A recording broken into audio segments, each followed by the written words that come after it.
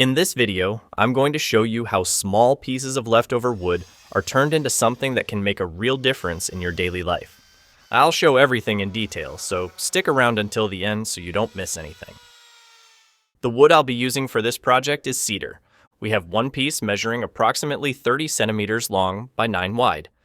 This other piece is just over 25 centimeters long by 13 wide. At the table saw, I'll adjust the dimensions. I'll leave this piece at 30 centimeters long by 8.5 wide. This one I'll trim to 23 centimeters long by 10 wide. If you've been following the channel for a while, you already know there's always a good idea coming.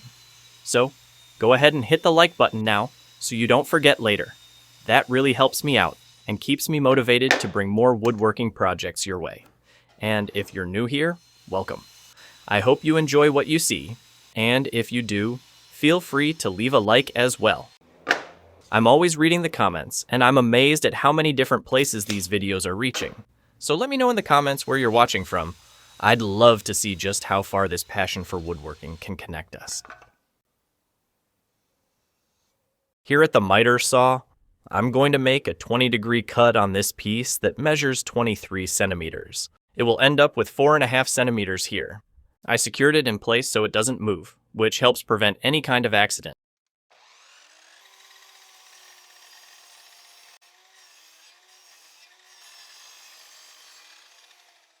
On this part, I'll make a 30-degree angled cut.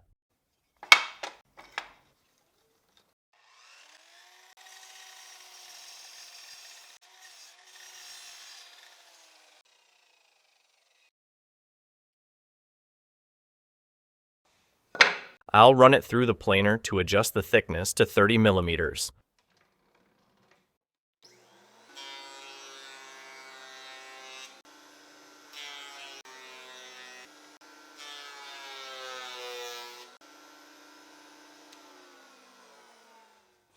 Now I'm going to make a few markings on this part. I've already set the combination square to 8 centimeters and I'll mark it like this. I change the mark to 3 centimeters and I'll draw a line this way. Now I'll make another mark, 9 centimeters from the first point marked to the end. Here's the result. After marking, I'll drill a few holes using a handheld drill and this 35 millimeter Forstner bit. If you prefer, you can use a 30 millimeter bit. That will actually give you an even better result. The holes will be drilled just inside the lines that were drawn. There are links in the video description to some Forstner Bit Sets that are absolutely worth checking out. They're highly rated by other buyers and work great for projects like this. If you work with wood, having a set like this really makes a difference. At these points, I'll finish the cuts with a jigsaw. It will follow exactly where the line was drawn.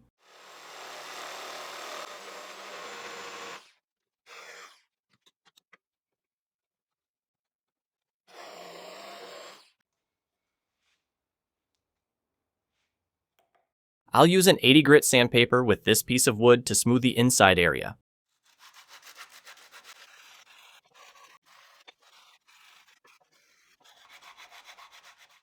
With the random orbital sander and the 80 grit sandpaper, I'll round off these corners a bit.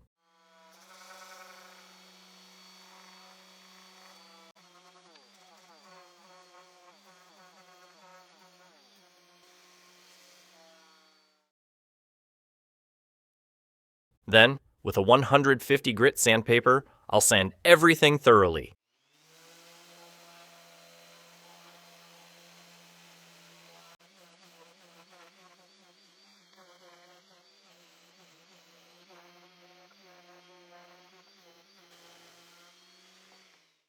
On this piece, I'll round both the inside and the top edges. For that, I'll use the router with a 30 millimeter bit.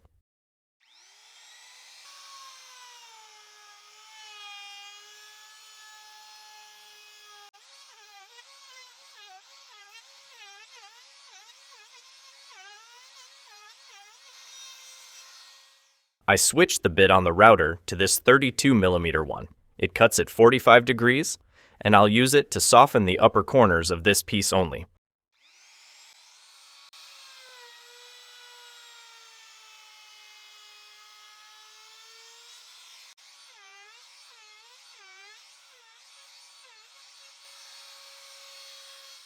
I'll add this small piece of wood to the project. It measures 85 millimeters long by 20 wide by 12 thick. Now I'll do a final sanding on everything using 180 grit sandpaper. The first links in the description will take you to resources that can help take your woodworking to the next level. With a small investment, you'll get access to complete projects with detailed step-by-step instructions. With the sanding done, I'll start the assembly. For this part, I'll use only wood glue. If you feel it's necessary to reinforce it, you can use screws. I'll apply glue here. Spread it well. Then place it like this.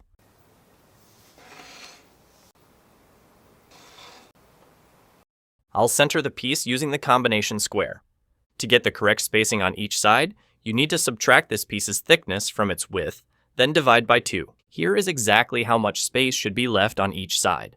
With the piece centered, I'll clamp it in place using bar clamps. Now I'll attach the smaller piece. I'll apply wood glue to the side that's 20 millimeters wide. The attachment will be from the bottom side, making sure it's very well aligned here, and here as well. I'll use clamps for this part too.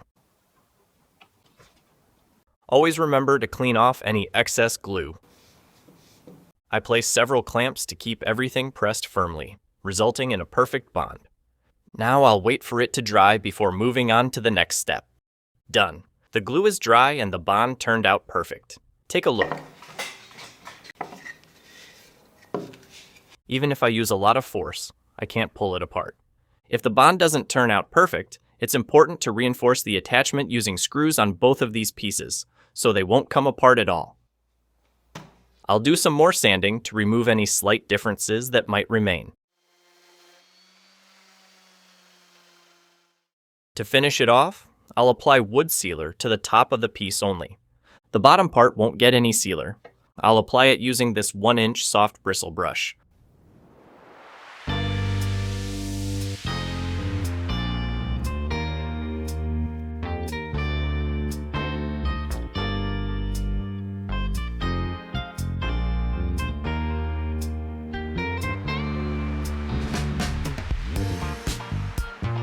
A few notes. I made this item for my personal use, so the measurements follow my own preferences and needs, but you can adjust them, especially these 2 pieces, to better suit your own. Well folks, here's the finished project. It's a push stick, a safety accessory designed to help you cut and plane wood more safely. This item is essential for anyone working with woodworking, and can be made using just a few small scraps of wood. If you liked the project, leave a like on the video, subscribe to the channel, and turn on the notification bell so you don't miss upcoming ideas. Your opinion matters a lot here. Let me know what you think in the comments. I read them all and reply whenever I can, but early comments always get a guaranteed response. Now take a look at some other amazing projects showing on the final screen. They're definitely worth checking out. Thanks for watching, and see you in the next video.